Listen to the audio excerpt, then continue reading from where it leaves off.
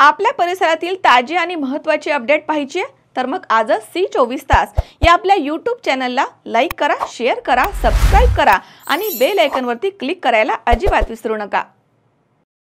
आज भाजपकडून उमेदवारी डिक्लेअर केली आहे त्यासंदर्भात श्रीगोंदा नगरपालिकेची निवडणूक ही जाहीर झाली। जाहीर झाल्यानंतर आज फॉर्म भरण्याचा अखेरचा दिवस होता आणि आज भारतीय जनता पार्टीकडनं अधिकृत उमेदवारांची यादी जाहीर झालेली आहे। नगर अध्यक्षपदासाठी सुनीता संतोष खेतमळे यांचं नाव पक्षाने पुढे केलेलं आहे आणि प्रभागवाही संपूर्ण यादी आपल्यापर्यंत दिली जाईल। एकंदरीत आपली उमेदवारी जाहीर करण्यासाठी बराच कालावधी का वेळ लागला, या संदर्भात काही नगरसेवक नाराजीचा सुरामध्ये दिसत आहे। मुळात काय होतं की आम्ही ह्यावेळेस ही भूमिका घेतली होती की ज्या वेळेस ही सगळे जे उमेदवारी जाहीर करायची तर ही करत असताना जनतेच्या मनातले उमेदवार यावेत याला थोडासा आम्हाला त्रास झाला। तेव्हा अनेकदा काही नावं तुम्हाला आश्चर्यकारक जरी वाटत असतील तर ही जनतेची भावना आहे, हे उद्याच्या काळामध्ये मतदानातनं नक्कीच लक्षात येईल तुम्हाला। आणि तुम्ही पाहिलं तर भारतीय जनता पार्टीचे आमचे सर्व पदाधिकारी कसं असतं, संधी मिळाली नाही तर थोडेसे नाराज होतात, पण परत एकदा जोमाने कामाला लागतात। ही भारतीय जनता पार्टीची खासियत आहे आणि पुढच्या उद्या एकदा छाननी झाल्यानंतर तुम्हाला आमचे बरेचसे मंडळी सक्रिय झालेले दिसतील। महाविकास आघाडीचे नेते फक्त भाजपच आमचे विरोधक असल्याचे चर्चा करत आहेत। मुळात तुम्ही जर पाहिलं म्हणजे मी बाकीत काय करणार नाही, पण येणाऱ्या काळामध्ये आज जरी ही चौरंगी लढत दिसत असेल तरी 21 तारखेपर्यंत ही चौरंगी लढत राहणार नाही। ही पाचपुते विरुद्ध सर्व अशी ही लढत तिच्या दृष्टिकोनातून त्यांची पावलं आहेत। अनेक ठिकाणी जर तुम्ही पाहिलं तर डमी उमेदवारी आत्ताच आपण ज्यावेळेस याद्या पाहू त्या दिसतील, पण सगळ्यांचा प्रयत्न हा असणार आहे की पाचपुतेंना किंवा या शहराच्या विकासाला कसं रोखता येईल या दृष्टिकोनातून ते प्रयत्न करतात। जसं आमदारकीमध्ये ए फॉर्म विड्रॉल झाला तसं पालिकेमध्येही जर पाचपुते विरोधात सगळे एकत्र आले तर ए फॉर्म विड्रॉल होऊ शकतो की? हे सगळं राजकीय गणितं जी असतात ती जाहीरपणे बोलली जात नाहीत, पण नक्कीच याचा तुम्हाला जो काही ॲनालिसिस आहे किंवा जो काही रिझल्ट आहे तो 21 तारखेला सगळ्यांना कळेल। सस्पेन्स तर आहे ना, श्रीगोंदा सस्पेन्ससाठी फेमस झालेला आहे। म्हणजे विधानसभेलाही होता, पालिका निवडणुकीलाही होता आणि भविष्यातही राहील।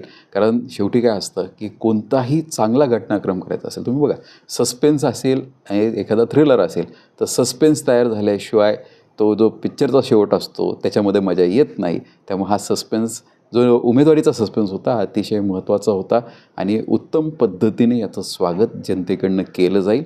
येणाऱ्या काळामध्ये हे आपल्याला स्पष्ट होईल। आज आपला पॅनल फायनल झाला आहे, नेमका मतदारांसाठी आपला काय अजेंडा राहणार आहे? आमचा विकास हाच अजेंडा आहे। विकासाची भूमिकेवरती आम्ही पुढे चाललेलो आहोत आणि आमचे जर तुम्ही उमेदवार पाहिले तर बहुतांश उमेदवारांना कामाच्या जोरावरती आम्ही संधी दिलेली आहे। नवीन चेहऱ्यांना, अनेक नवीन चेहऱ्यांना आम्ही संधी दिलेली आहे, सुशिक्षित चेहऱ्यांना आम्ही संधी दिलेली आहे आणि आमचं एक आहे की भविष्यात श्रीगोंदा शहर हे भ्रष्टाचार मुक्त झालं पाहिजे, या दृष्टिकोनात आमचा प्रयत्न आहे। नवीन चेहऱ्याला संधी दिली आपण, त्यात अनेक नवीन चेहरे आहेत किंवा काही पक्षांतर करून आलेले देखील चेहरे दिसत आहेत, कसा ताळमेळ घालणार? हे ताळमेळ बसत असतो। मुळात ज्यांनी पक्षांतर केलं हे काही असं तात्काळ केलं नव्हतं, ही सगळी दीर्घ प्रक्रिया चालली होती। स्थानिकांशी चर्चा करून झालं होतं आणि पक्षांतराची जे तुम्ही पाहिलं तर संख्या खूप कमी आहे। आम्ही प्रयत्न हा केला आहे की बहुतांश महिलांना आम्ही संधी देण्याचा प्रयत्न केलेला आहे, कारण महिला उमेदवार जर असल्या तर नक्कीच त्या उत्तम पद्धतीने कारभार करतील।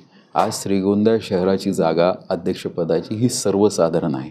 सर्वसाधारण म्हटल्यावर की अनेकदा पाहतो आपण सर्वसाधारण जागेवरती पुरुष उमेदवार असतो, पण श्रीगोंद्यामध्ये सर्वसाधारण जागेवरती सुद्धा प्रत्येकाने महिला दिलेली आहे। याचा अर्थ महिला उत्तम काम करतात हा प्रत्येकाचा समज आहे।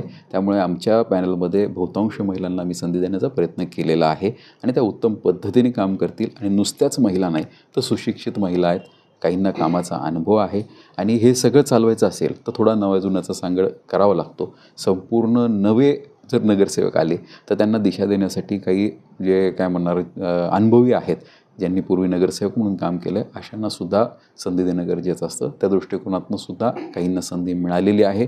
प्रत्येक व्यक्तीचा किंवा समाजाचा, प्रत्येक ठिकाणचा भौगोलिक समतोल साधण्याचा आम्ही प्रयत्न केलेला आहे।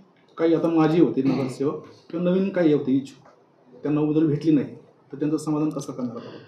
पक्षाच्या वतीने भारतीय जनता पार्टी हा मोठा पक्ष आहे आणि पक्षामध्ये प्रत्येकाला वेगवेगळ्या ठिकाणी स्थान देता येतं. काहींना संघटनेमध्ये स्थान देता येईल, काहींना भविष्यामध्ये सुद्धा आमच्याकडे काही जे कॉप करण्यासाठी नगरसेवक असतील अशा ठिकाणी काहींना संधी देता येईल किंवा काहींना जिल्हा स्तरावरच्या काही शासकीय कमिटीज असतात, तालुका स्तरावरच्या काही शासकीय कमिटीज असतात, अशा ठिकाणी स्थान दिलं जाऊ शकतं. पक्ष मोठा आहे, सत्तेतला पक्ष आहे, त्यामुळे स्थान द्यायला आम्हाला नक्कीच अडचण कोणती राहणार नाही. भाजपचा सर्वे हा एकंदरीत नगरपालिका निवडणुकीत मोठा चर्चेचा विषय बनला.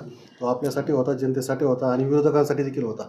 आज पूर्ण बऱ्यापैकी चित्र स्पष्ट झालेलं आहे. विरोधकांसाठी काय सांगाल? नाही, काहीच नाही. विरोधकांनी विरोधकांचं काम करावं. आम्ही आमचं काम करतो आहे, आम्ही आमचं काम चोखपणे पार पाडतो आहे. त्यामुळे विरोधकांना कुठेही बोलायला संधी राहत नाही आहे.